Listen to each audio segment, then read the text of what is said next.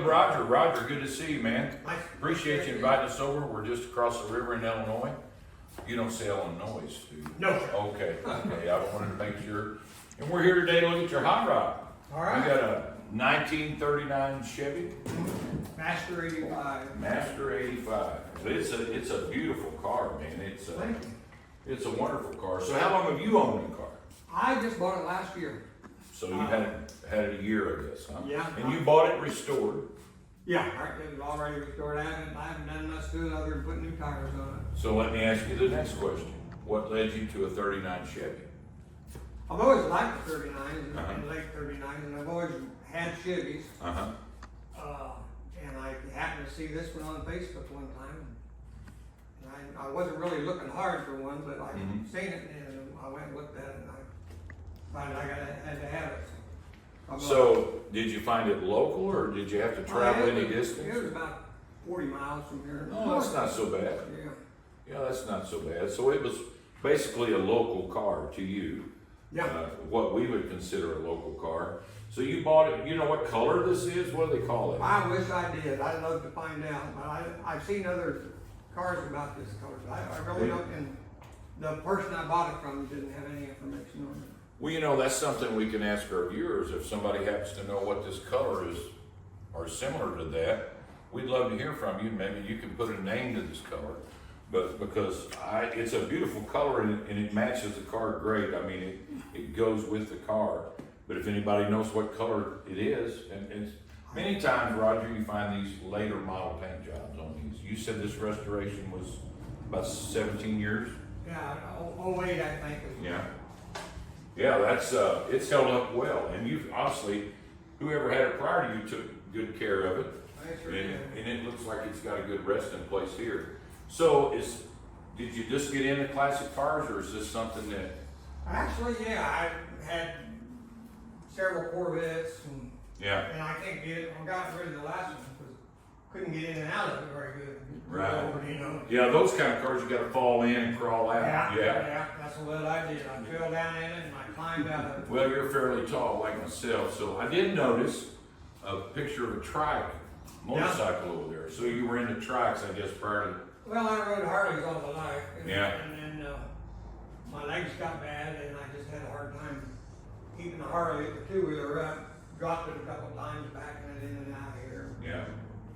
So I know it's time to get rid of the two-wheeler, and then I got to enjoy it like I thought I would. I got a friend that's actually going through the same thing. He's got bad legs, and he just went from a big Indian bike to a trike. Yeah. So he loves motorcycling, so that keeps him in the game, so to speak. Yeah. So do you mind if we pop the door and take a look at your interior? Absolutely, go ahead. It's a beautiful, oh man, that door's nice and solid. It's got a kind of a creamy tan. And I love the way that they made the dash or match the seats or vice versa, whatever the case may be. Custom made door panels. You have the billet window cranks and door release on the inside. That's cool. And it's got tilt wheel. It looks like a later model GM steering column in it, huh? Yeah, yeah. Yeah, that's a beautiful setup. And you've got under dash AC, I see. Yeah. Works good too. And you got your tune maker over there under there between it all. That's kind of neat. Yeah. Yeah, the AC works good, so it's like from a later model type car, I guess. Yeah. I got you. Now, one thing I noticed is you got a Vietnam Vet Special Edition on there. And from talking to you prior to us beginning this film, we know you're a patriot and a Vietnam veteran. And you did a lot to keep that going, including the march and lots of other things. So that's really neat. And you placed that on this car. That's your own personal touch, I'm sure, which is great. It's a great way to honor and remember the Vietnam veterans that did make it back, as well as the ones that are here still. So that's great. The side boards on this car, I don't believe they were that smooth in 1939. And I would assume, no, that is metal, isn't it? Yeah, they're metal. It just looks like fiberglass when you look at it, you know? Yeah. It's pretty cool. Now, I think the rear fenders are fiberglass. Everything else is metal. Now, notice a small pinstripe, dual pinstripe run to the front, but then it cuts into something different here with the 39 on there, which good way to let folks know what you're driving. Yeah. So you advertise the year on it. It's got torque thrust wheels on it. 14 or 15, I believe they're 15, aren't they? Yeah. They match this car great. They match well. You got the dual chrome mirrors on there. You mind if we pop the trunk? Absolutely. I'm not real familiar with these cars. Now, I like the pinstripe work that was done to it. But Oh, yeah. this is a little before my time, but oh, wow. Does it lock? Yeah, Yeah, it's there, locked now. there you Yeah. go. Yeah, let me get the trash. Oh, we all got those Kleenexes around. Yeah. So you got a rear battery box, probably, huh? Yeah. Yeah. Yeah, it's beautiful in here, man. It looks great. You got more room than you would think looking at it from behind. It kind of tucks under there. Yeah. It's hard to get a spare tire in it, though. Yeah, I bet. I love the little bullet taillights these things Yeah, I do have. too. There's just something back in the day when these came out, the last thing that they probably thought in the late 30s, early 40s, that someday these would be hot rods. Yeah. Yeah, Who figured? who would have thought? Especially with dual exhaust, Yeah. that's great. So it was probably a 6-cylinder, obviously from the factory. Yeah. Wasn't it? And you correct me if I'm wrong, because this is before my time, but would have been around a 216 cubic inch. Probably is what I was thinking. Yeah, that would be my guess. But well, I tell you, the passenger side looks every bit as beautiful and clean as the driver's side there. I love your mirror addition here. What I you got? had to add that, yeah, because I just couldn't see out of the other mirror very well. I got all the way you. from the other side. I couldn't never get it adjusted where I could see Right. where I didn't have a blind spot. Now it does look like someone has tinted the windows, and you got it like that too, Yeah. obviously. Yeah. Is there any personal touches other than the Vietnam Vet edition that you've done to it, other than just drive it? No, that's it. It's pretty neat when you can just go out and buy one ready to go. Yeah, I'd like to personalize it more, but I don't know what else I could. Yeah, do. you don't know what you. Yeah, I would be the same way, Roger. I'll be honest with you. It's like the Harleys, you always spend money on them, dressing them up. Well, This sure. thing's pretty much dressed up. Yeah. Where I don't Yeah, want there's not much more you could do. So the question I've got, and these look like the factory little windshield wipers, but I believe in the 30s those would have been vacuum, correct? I think so. Yeah. So they've been converted to electric. Yeah. So because I know without that vacuum they get real slow. Yeah. And I think they got away from that around 54, 55 on the cars and trucks. So if you don't care, I'm going to give this a twist. Yeah. Pop your whoop. That's all right. Pop your hood here. It'll go right out. Yeah. So you got a small block Chevrolet stuffed in that little hole there. Yeah, it's a crate 350. Crate 350. It's supposed to have a mild cam in it, but I don't know if it does or not. Well, you got under dash air going on. You got the AC, power steering. What kind of suspension does it sit on? The only thing I know is it's got a Mustang 2 front end. Mustang 2. So that would give it rack and pinion steering, which obviously probably makes it ride and drive really well. It really drives good. It runs really nice at 80 mile an hour, and I still got a lot of room left. Yeah, not running very many RPM. So you got a 350 with a 700R transmission. Yes. And what's your gear ratio on the car? 373. 373. So with that overdrive, I bet if you wanted to horse around on it a little bit, yeah, it would do that too. Yeah, it's a lot of fun if you want to. Now, one thing, well, I started to say the headlight buckets were molded in, but they actually bolt on there, so they're not, nobody's fiberglassed them in, which is a good thing, because if you ever had to replace it, it would totally trash your fender having to do that work. But yeah, I think these had little bar bumpers from the factory, but honestly, I think they're cooler without the bumpers. I think so too. I don't have the bumpers. I got the brackets for them, and But I like it without the bumpers. Yeah. I just have to be really careful with that front end when I pull into Yeah. park it somewhere. Yeah, those low curbs and anything like that, because the Yeah. car does set fairly low in the stance. So you've got a Vietnam veteran plate on here, and this is kind of yours personal, Yeah. 1st Infantry Division. Yeah, that's what I was served with when I was. We'll let the camera come in over there and take a look at your plate.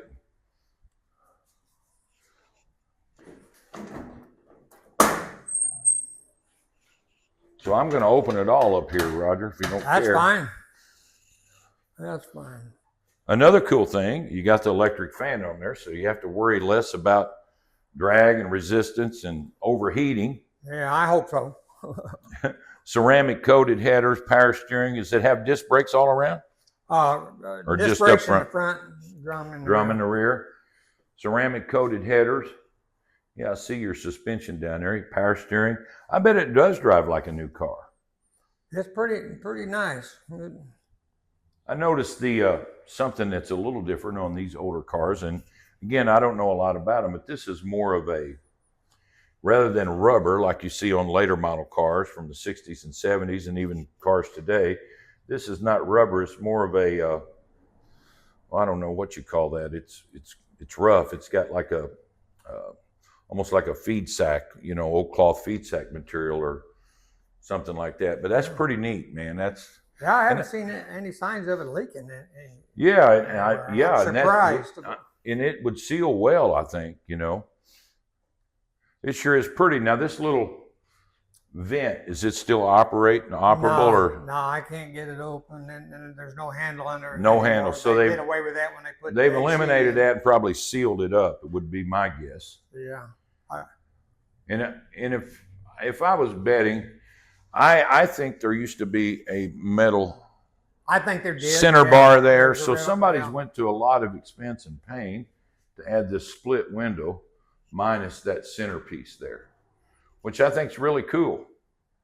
Some of it looks original, like these window glasses here do, but I would say it would almost have to be, simply because it would be hard to find that glass unless you had it custom cut.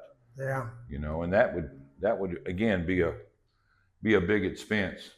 Well, when I was looking for an old hot rod, I wanted something that was old enough to have the old wings and an ashtray. Not that I smoke, but Right. I want one old enough to where Yeah, but it's ashtray correct. I mean, stick your change in there or whatever. Yeah, you go buy a new car today, there's no ashtray. No, you know, you've got no ashtray, and you've got a phone port for a charger instead of a cigarette lighter. You know, like a lot of them had. But back in the days, these were your air conditioners. Sure, what they call that 260 air, two window vents open at 60. Yeah, give you all the air you needed, huh? Yeah. Well, I do know one thing. It's got a lot of space in the rear. So this, even though this was a 2-door in the 30s, I mean, you could haul a family in this car. Oh man, I was surprised how much room was in the back. Yeah, I mean, I'm fairly tall. I could stretch my legs out back there. That's pretty neat. And still quite a bit of room in the front too. Right. Yeah. Oh no, you got a lot of room, and the tilt wheel helps for a guy. You're a little taller too, so I'm sure you got plenty of room for you and your wife to get out and enjoy this.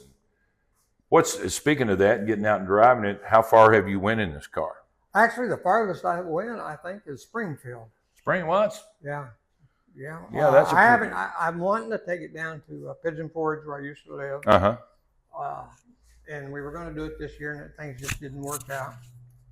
But I like to take it down there and ride it through the mountains. Oh yeah, it'd be a beautiful, beautiful trip for a beautiful car too, obviously. So, yeah, this thing is really, really sharp, and I love your garage. And I think we're going to try to get some video of your house for your 39 here. Okay. In your man cave, you got a lot of great Vietnam memorabilia in here, as well as Harley stuff, and it's decorated like you see most men long to have. And when they have a garage, they want to personalize that, and you've very well done that. So, well, thanks. You got to have a place to hide out. Oh yeah, I've got the same thing. I spend more time in my garage than I do in my house. Well, and I live on a kind of a busy street. Usually, if I come out in the summertime and I raise my garage door, is not very long for somebody stopping just to say hi and they catch a glimpse have a and drink or something. yeah. Well, that's neat. That's neat that people will come in and do that. I've met a lot of hot rodders that go by Uh-huh. and see my car and they'll just stop and want to just talk. Just curious about it, sure. Yeah. And that whole hot rodder community, they're real cordial and they're interested in other people's cars, not just their car. They love all cars, you know, any make, model, style. That's right, yeah. You know, you see a wide realm of cars when you go to the cruises and the car shows, or if you're just out hot rodding around with friends. So, man, it sure is pretty, and I don't know what I could say that would tell anybody any more about it than it's just a beautiful car. It sits good, it looks good, it looks comfortable. You got plenty of power, obviously. It's got some sleek lines to it. I think it's really, really pretty and sharp. Well, listen, Roger, I appreciate you showing us your car and sharing it with us. Thank you. And I hope the viewers that watch Heartland Hot Rods like it. And make sure you like, share, subscribe to our channel, and see Roger's car in more detail in some other stills that we'll add. And we're going to take some shots of his shop here too. And if there's any questions you might have, I mean, if we can be of any assistance to you, we'd try to answer them for you if we could. So I think we're going to have you pull it outside. Okay. We'll get some outdoor video of it and maybe get you pulling it out so we can hear the thing run a little bit. But again, thank you, man. I appreciate it. Sir. I appreciate you coming by. No, I love it. Great.